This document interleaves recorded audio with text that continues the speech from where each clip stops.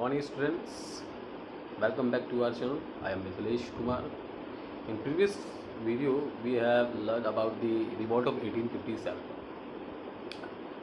Now today we will start a new topic, and the topic is social awakening. Remember students, these topics are interconnected, so don't miss any topic. अगर आप miss करते हैं कोई topic छूट जाता है आपसे, तो थोड़ा सा समझने में टाइम लग जाएगा आपको, क्योंकि ये सारे टॉपिक एक दूसरे से जुड़े हुए हैं. So without waste time let's get started.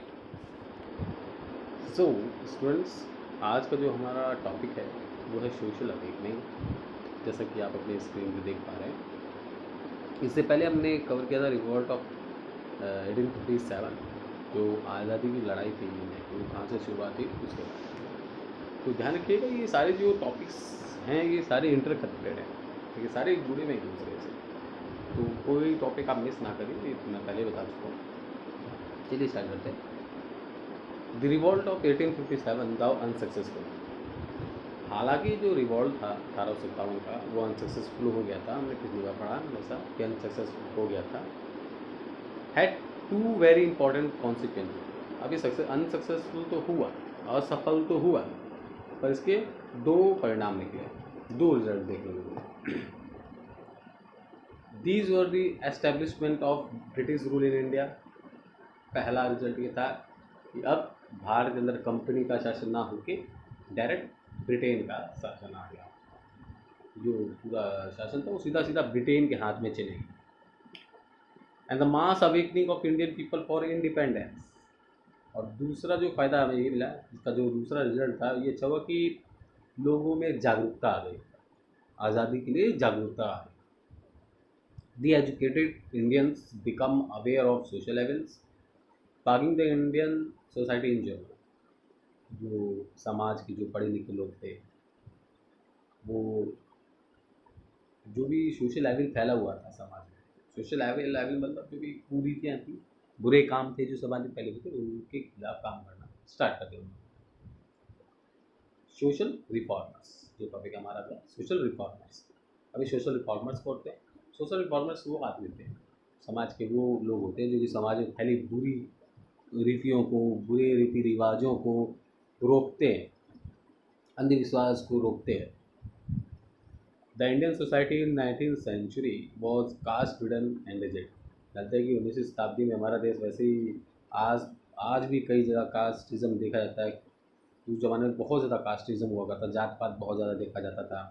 Social event such as sati system, purdah system, child marriage, untouchability, superstitious beliefs etcetera were keeping the society backward.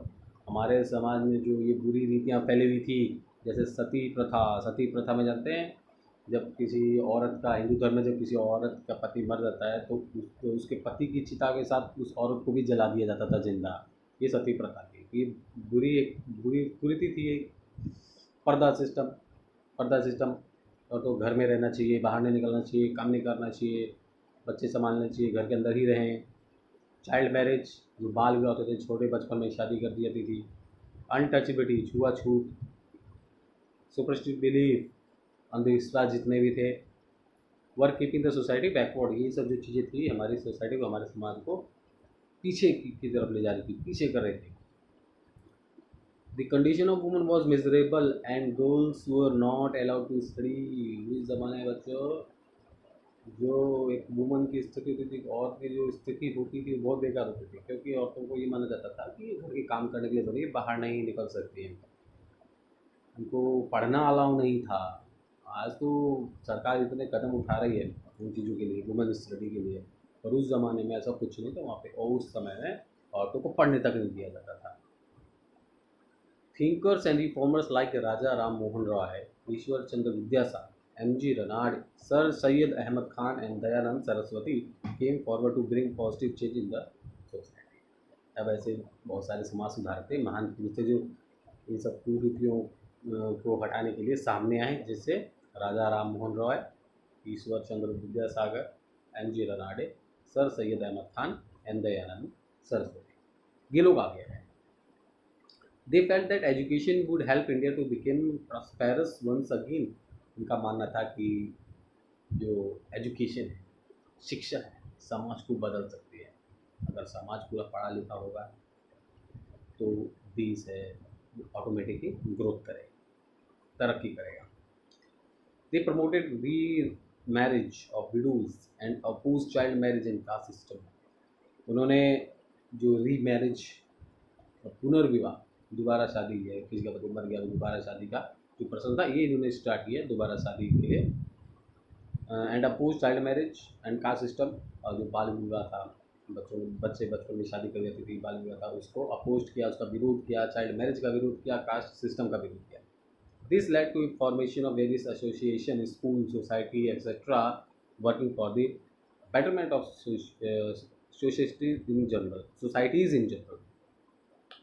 अब इससे क्या हुआ, जो इन लोगों के काम थे इसकी वजह से कई प्रकार के एसोसिएशंस खुल गए, स्कूल्स खुल गए, सोसाइटीज़ काम करने लगी, और इससे क्या हुआ कि जो हमारा समाज था वो, उसकी जो हालत थी उसमें सुधार धीरे धीरे आने लगा।